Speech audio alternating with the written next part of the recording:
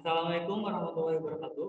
Perkenalkan, kami dari kelompok 1 akan mempresentasikan tentang pemimpin dan manajerial. Perkenalkan dari paling ujung. Perkenalkan, nama saya Ardi Komarullah.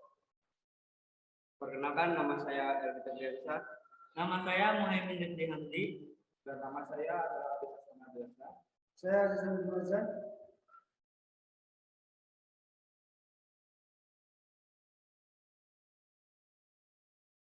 Baik, saya akan menjelaskan apa itu pemimpin dan kepemimpinan.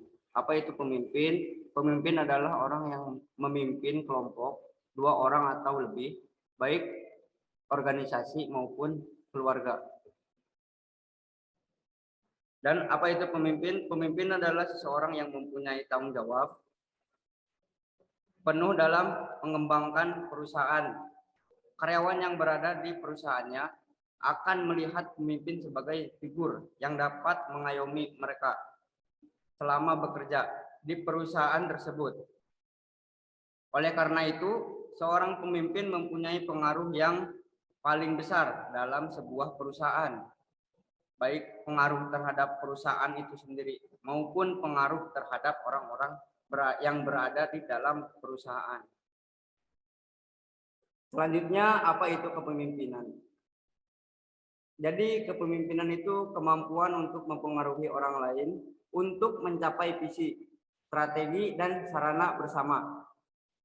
Kemampuan untuk mempengaruhi pengikut untuk mengembangkan diri mereka mencapai yang terbaik.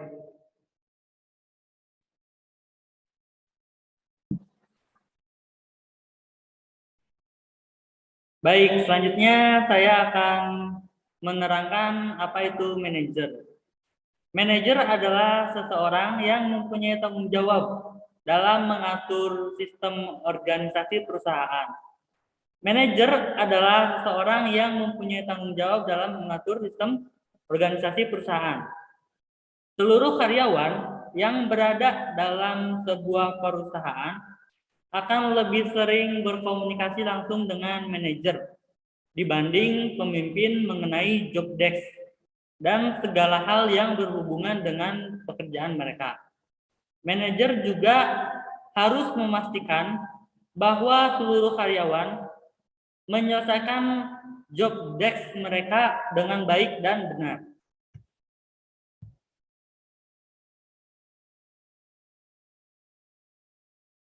Selanjutnya, terdapat 4 pendapat tentang manajemen dan kepemimpinan. Yang pertama, kepemimpinan terpisah atau tidak ada hubungan dengan manajemen. Yang kedua, kepemimpinan bagian manajemen karena fungsi manajemen adalah POLC. Yang ketiga, kepemimpinan dan manajemen bersifat tumpang tindih. Karena dalam manajemen ada kepemimpinan dan dalam kepemimpinan ada manajemen. Lalu yang keempat, manajemen adalah bagian dari kepemimpinan. Karena pemimpin harus memiliki 4 atribut dan keterampilan, yaitu 1, keterampilan kepemimpinan, atribut kompetensi profesional yang meliputi kemampuan memimpin, mengelola orang untuk bekerja sama dalam mencapai tujuan secara produktif. Yang kedua, membuat keputusan, yaitu kemampuan memecahkan masalah dan mengambil keputusan. Lalu yang ketiga, keterampilan komunikasi secara efektif. Dan yang keempat, manajemen diri sendiri atau self management, yaitu kemampuan manajemen waktu, manajemen stres, manajemen konflik, dan mengorganisasi diri sendiri dengan sebaik-baiknya.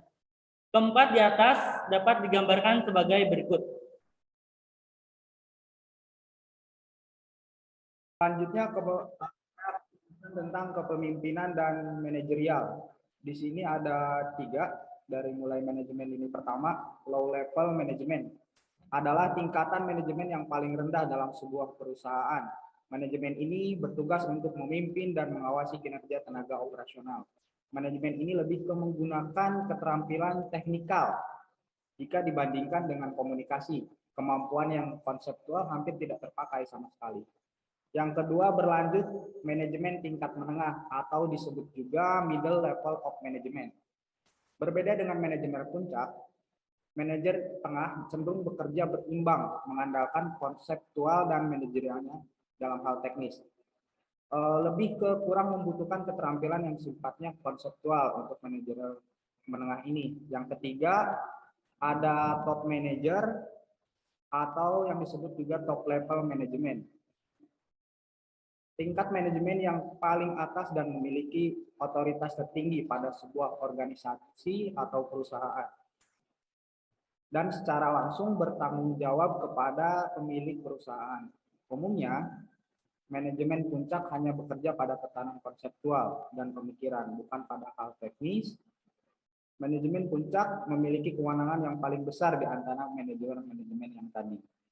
Selanjutnya ada macam-macam teori kepemimpinan. Yang pertama ada Gridman teori. Di sini dikenal sebagai teori orang hebat. Membuat asumsi bahwa sifat kepemimpinan dan bakat kepemimpinannya di bawah seseorang semenjak orang tersebut dilahirkan. Nah, teori ini berkembang sejak abad ke-19. Meski tidak dapat diidentifikasi dengan suatu kajian ilmiah mengenai karakteristik dan kombinasi manusia seperti yang dapat dikatakan sebagai pemimpin hebat, tetapi banyak orang yang mengakui bahwa hanya satu orang di antara banyaknya individu pasti memiliki ciri khas sebagai pemimpin yang hebat. Yang kedua ada trait theory atau yang sering kita sebut sebagai teori sifat kepribadian, yang meyakini bahwa orang yang dilahirkan atau dilatih dengan kepribadian tertentu akan menjadikan mereka unggul dalam peran kepemimpinannya.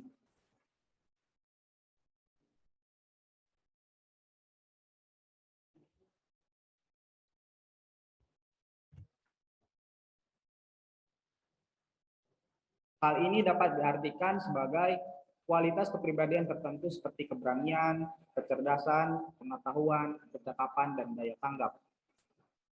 Teori kepemimpinan ini fokus terhadap analisis karakteristik mental, fisik, dan sosial guna mendapatkan lebih banyak pemahaman dan pengetahuan tentang karakteristik kita dan kombinasi karakteristik para pemimpin lainnya. Dilanjut yang ketiga ada kontingensi teori.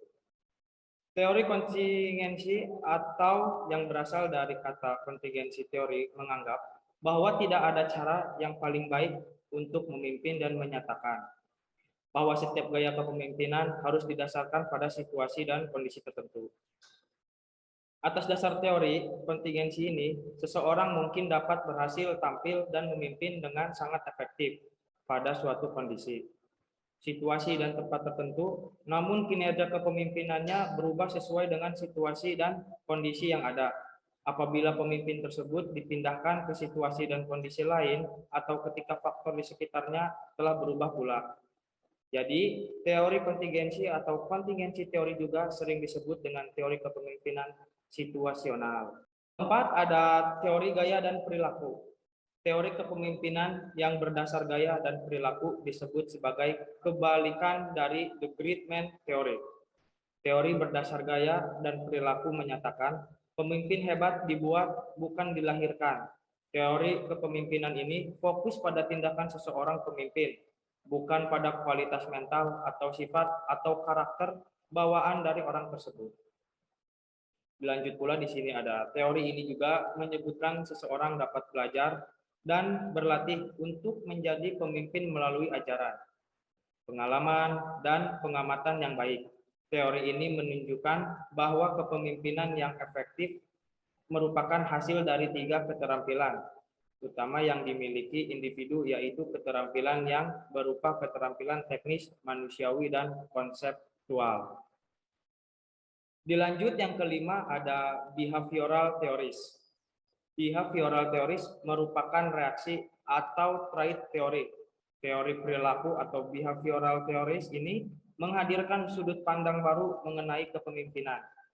Teori ini memberikan perhatian kepada perilaku para pemimpin itu sendiri daripada karakteristik mental, fisik, dan sosial pemimpin tersebut Teori ini menganggap bahwa keberhasilan seorang pemimpin ditentukan oleh perilakunya dalam melaksanakan fungsi-fungsi kepemimpinan, dan perilaku tersebut dapat dipelajari atau dilatih. Selain itu, teori ini menganggap bahwa kepemimpinan yang sukses adalah kepemimpinan yang didasarkan pada perilaku yang dipelajari.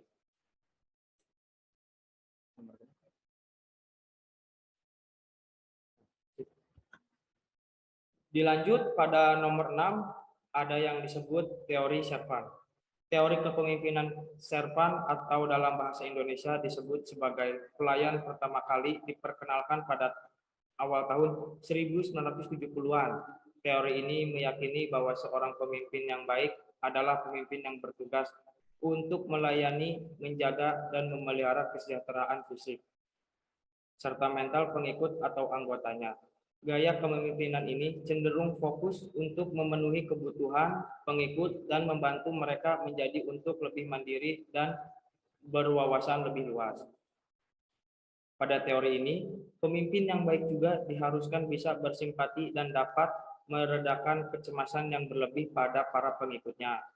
Maka itu, fungsi kepemimpinan diberikan pada seseorang yang pada dasarnya memiliki jiwa pelayan atau melayani. Teori ini menunjukkan bahwa tugas seseorang pemimpin adalah untuk berkontribusi pada kesejahteraan orang lain sebagai bentuk pertanggungjawaban sosial.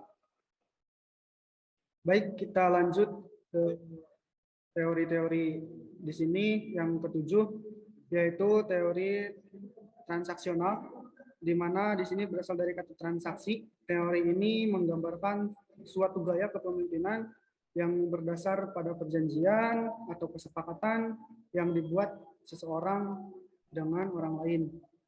Dalam hal ini tentunya yang menjadi pelaksana adalah pemimpin dan staf atau pengikut. Ya, perjanjian ini dibuat dengan tujuan mendapat pertukaran atau transaksi yang sepadan atau saling menguntungkan antara pemimpin dan staf. Seorang staf yang dapat melaksanakan tugas dari seorang pimpinan tentunya akan dinilai lebih oleh staf karena telah melaksanakan tugas dengan baik. Bisa dapat bonus, tunjangan, ataupun mendapat kenaikan gaji, ataupun kenaikan posisi, dan lain sebagainya. Yang selanjutnya yaitu teori yang terakhir, yaitu teori transformasional. Di sini mengacu pada kata transformasi yang memiliki arti yaitu perubahan. Ya, teori ini merupakan teori mengarah pada istilah memanusiakan manusia. Teori ini mengedepankan pendekatan personal, pimpinan, ya, terhadap staf ataupun bawahan. Dapat juga organisasi bisa dalam rangka mengembangkan atau membangun semangat, mengubah kesadaran, serta memberi inspirasi, ya, demi mencapai tujuan. Dan yang terakhir yaitu kesimpulan. Di sini dapat bisa disimpulkan bahwa pimpinan adalah seseorang yang mempunyai tanggung jawab penuh dalam mengembangkan perusahaan. Karyawan yang berada di perusahaannya akan melihat pimpinan atau pemimpin sebagai figur yang dapat mengayomi mereka selama ini. Ya, yang selanjutnya itu manajer. Di sini ada keterangannya juga, seorang yang mempunyai tanggung jawab dalam mengatur sistem organisasi perusahaan. Ya, bisa dapat dibaca. Dan yang terakhir yaitu macam-macam teori. Di sini ada grid man teori, ada teori sebagaimana di atas, dan itu adalah kesimpulan dari materi ini. Sekian dari kelompok kami, kurang lebihnya mohon maaf. Assalamualaikum warahmatullahi wabarakatuh.